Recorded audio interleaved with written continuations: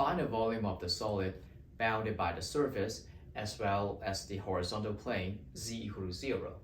Let's take a look at the picture on the left hand side, where we have the surface being actually a cone that is put upside down, and then the solid that we're looking at is going to be exactly the interior of this cone. To find the volume of this cone, we will be imagining using a bunch of Z strips, or you can call Z needles like that, to move around to fill the interior of the solid.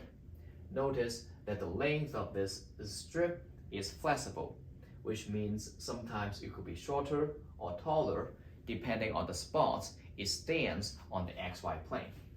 So to find the volume of this solid, we not only need to figure out how to express the length of these flexible strips, but also figuring out the region on the XY plane where the strips could stand as it moves around. And that's going to come to the setup of our integral. Volume could be expressed as a double integral over the region D, where D denotes exactly the region where the strips could stand, and then the inside integral is going to be dz, which corresponds to the construction of these strips. Okay, so to find out the bounds for the inside integral, we're going to take a look at the tail and the head of these strips. Since the tail of this strip sits exactly on the xy plane, which is z equal to 0, so we're going to have the lower bound to be 0. Okay. And then the upper bound is going to be the head, which sits exactly on the surface of the cone, which expressed as z equal to 2 minus square root of that. So this one is going to be our upper bound, 2 minus square root of this. And then we're going to write it out. So we will have double integral over the region D of 2 minus square root of x squared plus y squared dA. To proceed at our calculation, we'll need to figure out how to express this region D. Okay, and because this region D is like something bounded by the circle, which is exactly the intersection of the cone and the horizontal plane.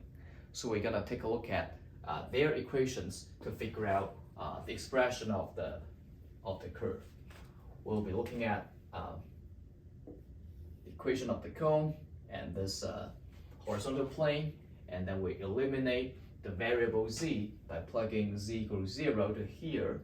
So we will have 0 equals 2 minus square root of this, and you can just move this to the left hand side and square both sides to have x squared plus y squared equals 4. So that tells us that the curve of intersection is exactly a circle centered at the origin with radius 2. Okay, and because the shape of the region is a circle, it makes sense for us to use polar coordinate.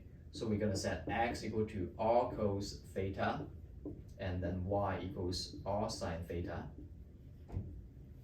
Of course, we also need to calculate its Jacobian determinant, which is xy is r theta, that is going to equal to r. Okay, after we have this, we're going to proceed our calculation in here using the iterated integral in polar coordinates.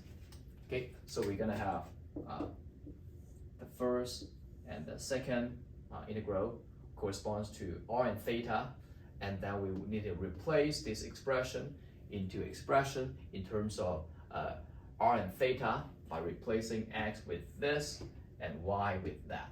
We can actually calculate it here. We calculate x squared plus y squared square root. That's going to give us r. Okay, so we will replace this with r, and we also don't want to forget to multiply with our Jacobian determinant which is the r here, and then the integral is going to be dr d theta. Okay, so that basically completes the setup of the iterated integrals.